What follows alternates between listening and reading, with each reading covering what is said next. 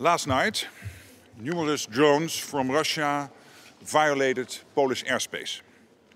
Our air defenses were activated and successfully ensured the defense of NATO territory, as they are designed to do. Several allies were involved alongside Poland. This included Polish F-16s, Dutch F-35s, Italian AWACS, NATO multi-role tanker transport and German Patriots. I commend the pilots and all who contributed to this quick and skillful response. The North Atlantic Council met this morning and discussed the situation in light of Poland's request for consultations under Article 4 of the Washington Treaty. Allies expressed solidarity with Poland and denounced Russia's reckless behavior. A full assessment of the incident is ongoing. What is clear is that the violation last night is not an isolated incident. The Supreme Allied Commander will continue to actively manage our deterrence and defense posture along the entire eastern flank. Allies are resolved to defend every inch of Allied territory. We will closely monitor the situation along our eastern flank, our air defenses continually at the ready. This only reinforces the importance of NATO and the path to which allies agreed at our summit in The Hague earlier this year.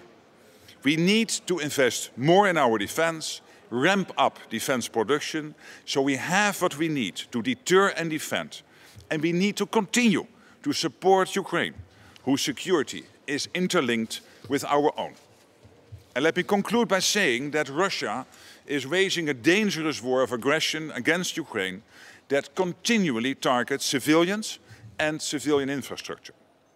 Allies are determined to step up their support for Ukraine in the face of Russia's escalating campaign. With that, I'm willing to take one or two questions. Secretary General, thank you very much. Andrew Gray from Reuters. Do you have any initial assessment of the intent behind this incident? Was it a deliberate attack, a deliberate incursion, or a mistake? And do you have any particular message for Russia, for President Putin, about this incident? Yes, as I said, a full assessment is ongoing. But of course, whether it was intentionally or not, it is absolutely reckless. It is absolutely dangerous. But as I said, the full assessment is ongoing. And to Putin, I mean, my message is clear. Stop the war in Ukraine. Stop the escalating war, which he is now basically mounting on innocent civilians and civilian infrastructure. Stop violating Allied airspace. And know that we stand ready. That we are vigilant and that we will defend every inch of NATO territory. Well, one more if I may. Does this tell you anything about the state of NATO's air defences, particularly when it comes to drones, a relatively new threat? Does NATO need to do more to better protect against drones? I think what we have seen last night was a very successful reaction by NATO and allies, including, of course, Poland itself, but also the Dutch and the Italians and the Germans, everybody involved. And I'm really impressed. So, of course, we always have to make sure that we are one step ahead. But I think last night showed that we are able to defend every inch of NATO territory, including, of course, its airspace. Thank you so much.